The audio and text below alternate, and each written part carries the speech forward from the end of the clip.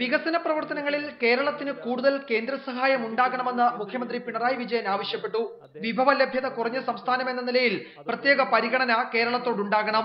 കേരളത്തിന്റെ വികസന ആവശ്യങ്ങളോട് കേന്ദ്രം ഇതുവരെ അനുകൂലമായി മാത്രമാണ് പ്രതികരിച്ചതെന്നും പിണറായി വിജയൻ കൂട്ടിച്ചേർത്തു. സംസ്ഥാനം എന്ന നിലക്ക് അത്രമാത്രം വിഭവശേഷി ഞങ്ങൾക്കില്ല. അക്കാര്യത്തിൽ കേന്ദ്രത്തിൻ്റെ സഹായം നല്ല രീതിയിൽ ഉണ്ടാവണം.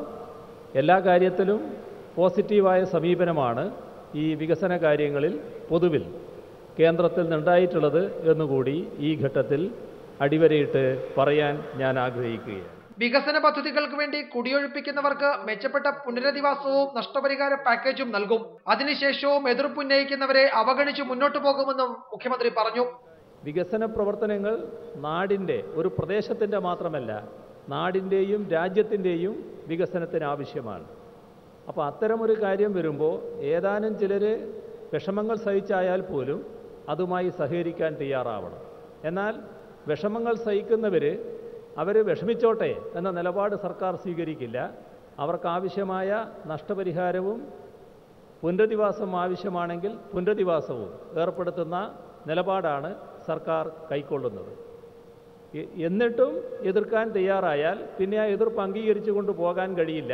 വികസന പ്രവർത്തനങ്ങളുമായി മുന്നോട്ട് പോകാൻ സർക്കാർ നിർബന്ധിതമാകും എന്നുകൂടി ഈ ഘട്ടത്തിൽ അറിയിക്കാൻ ഞാൻ ആഗ്രഹിക്കുകയാണ്. കേന്ദ്ര സംസ്ഥാന സർക്കാരുകൾ സംയുക്തമായാണ് കൊച്ചി മെട്രോ യാഥാർത്ഥ്യമാക്കിയതെന്ന് പറഞ്ഞ മുഖ്യമന്ത്രി ഉദ്ഘാടനത്തിന്റെ പേരിൽ വിവാദമുണ്ടാക്കാൻ ശ്രമിച്ചവർക്ക് ഇപ്പോൾ നിരാശ തോന്നുന്നുണ്ടാകുമെന്നും പറഞ്ഞു. കേന്ദ്രവും സംസ്ഥാനവും കൂടി ചേർന്ന് യാഥാർത്ഥ്യമാക്കിയ കൊച്ചി മെട്രോയിൻ്റെ ഉദ്ഘാടനം ആദരണീയനായ പ്രധാനമന്ത്രി തന്നെ നിർവഹിക്കണം എന്നായിരുന്നു സംസ്ഥാന സർക്കാരിൻ്റെ പൊതുവായ നിലപാട്. ഇതുമായി ബന്ധപ്പെട്ട് വിവാദങ്ങൾ ഉയർത്താൻ ശ്രമിച്ചവർക്കെല്ലാം അല്പം നിരാശ ഇക്കാര്യത്തിൽ ഉണ്ടായിട്ടുണ്ടാകും എന്നാണ് എനിക്കിപ്പോൾ തോന്നുന്നത്.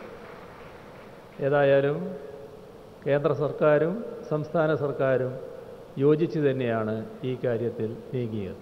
കൊച്ചി മെട്രോയുടെ നിർമ്മാണവുമായി ഏറെ സഹകരിച്ച ജനങ്ങൾക്ക് മുഖ്യമന്ത്രി നന്ദി പറഞ്ഞു. പദ്ധതിക്ക് വേണ്ടി അഹോരാത്രം പണിയെടുത്ത ഇതര സംസ്ഥാന തൊഴിലാളികളെയും മുഖ്യമന്ത്രി അനുസ്മരിച്ചു. പദ്ധതിയിൽ കുടുംബശ്രീ പ്രവർത്തകരുടെയും ഭിന്നലിംഗക്കാരുടെയും പങ്കാളിത്തവും മുഖ്യമന്ത്രി എടുത്തു പറഞ്ഞു. റിപ്പോർട്ടർ, കൊച്ചി.